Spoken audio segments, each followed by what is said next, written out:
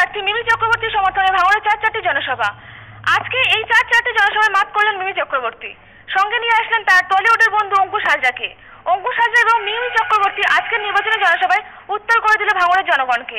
PM নিউজের প্রতিনিধি সেই চিত্র তুলে ধরেছেন, চলুন দেখে নেওয়া যাক। সভাপতি আহমেদ আলী ভাই, এইদিকে ঘোরো, সবাই একটু করতালি দেবেন। অঙ্কুশ দা আমাদের মধ্যে এসছে, আমরা আপ্লুত, আমরা গর্বিত। বক্তব্য রাখছেন আরাবুল ইসলাম, আমাদের তৃণমূল। আসল বক্তব্য অবশ্যই মিমি রাখবে, তোমাদের প্রার্থী, খুব প্রিয় প্রার্থী। আমি শুধু এটুকুই বলবো, কে এত বকা খাচ্ছে এখানে, কে অন্যায় করেছে? আপনি এসেছেন মূলত সাধারণ যারা ভাঙড়বাসী তাদের জন্য কি করব? মিমি চক্রবর্তীকে প্রার্থী হিসেবে পেয়ে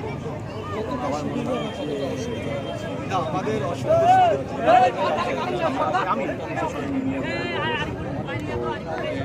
মিমির প্রতি যে আশা প্রত্যাশা আছে সেটা দেখে আমি রিয়েলি হ্যাপি, কারণ আমি এসেছি ওর জন্য, সেটা দেখে খুবই খুশি। আপনি তো অনেক দিনের বন্ধু, আপনি বললেন, তো সেক্ষেত্রে সাধারণ মানুষের জন্য কতটা কাজ করতে পারবেন বলে আপনি মনে করেন? আমি এটা বলতে পারি, আমি নিজে যখন বক্তব্য রেখেছি তখন আমি বলেছি যে আমি ওকে তখন থেকে চিনি যখন থেকে ও স্টার মিমি চক্রবর্তী ছিল। সেই সময় থেকেই ওর সেই মানসিকতা ছিল মানুষের কাছে দাঁড়ানো, এবং অনেক ছোটোখাটো সোশ্যাল ওয়ার্ক ও তখনও করতো, এবং তার জন্য সেটাকে কোনো প্রচার করতো না, কোনোদিন তার পাবলিসিটি করতো না। সেটাও সব থেকে বড় গুণ ওর। আমাকে লুকিয়ে লুকিয়ে ফোন করে বলতো, শোন না আমি একটা এই জিনিস করছি, তো যতটুকু সামর্থ্য তুই কি কিছু করতে পারবি, আমি কিছু গরিব বাচ্চাদের জন্য এই করছি তো যতটুকু সামর্থ্য তুই কর।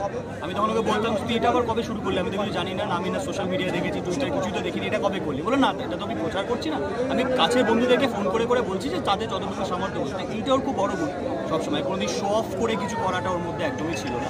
তো সেই জন্যই আমি খুব আশাবাদী ডেফিনেটলিও জিতবে, আর জিতলে কাজ অবশ্যই করবে। ওকে, থ্যাংক ইউ।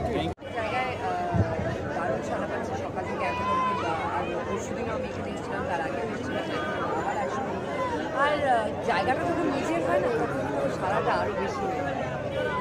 বেশ কয়েকদিন ধরে আপনি প্রচার করছেন, অনেকটা চিনলেন ভাঙড়ের মানুষকে, কি মনে করছেন এবার, কতটা আশা করছেন?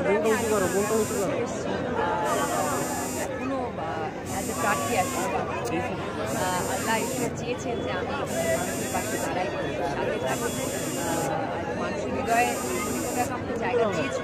এইবার নিজের মেয়ে, নিজের বোন হিসেবে সেই জায়গাটার। অঙ্কুশদাকে আনার কারণ কি আলাদা চমক? একসাথে